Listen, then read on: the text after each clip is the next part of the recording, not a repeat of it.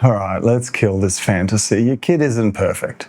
Kids are good at being kids, but they're terrible at being humans. They scream when they don't get their way. They take without asking. They're selfish, impulsive, completely self-absorbed. And that's not a flaw. It's actually biology. They're wired to be narcissists. They have to be. Because if they weren't, they wouldn't survive. The only reason we tolerate it is because they're cute. Nature gave them these big eyes and that cute little laugh so we wouldn't abandon them when they shit themselves. But here's where parents get it wrong. They think cuteness equals completeness. They think their job is to protect the pure soul inside their child. So they raise a teenager who still acts like a toddler, who still thinks the world revolves around them because no one ever clipped away the rough edges. You're the sculptor. Your child isn't a masterpiece. Not yet. They're a block of raw stone. Beautiful potential, but rough. Covered in jagged edges that will hurt everyone if left untouched. And your job? You're the sculptor.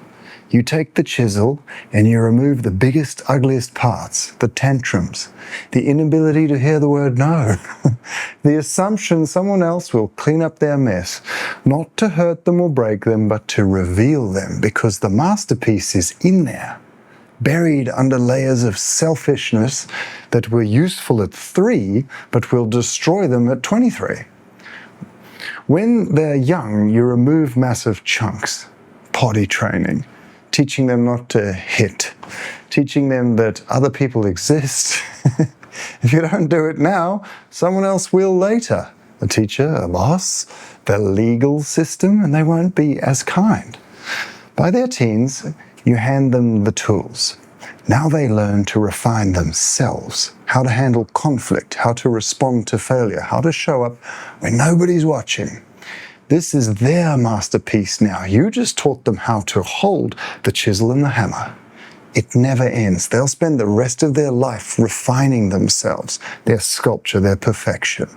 And one day, if you did your job right, they'll look at what they've built and be very, very proud. Not because it's perfect, but because it's theirs. Because they did the work. And maybe they'll remember the parent who loved them enough to start it.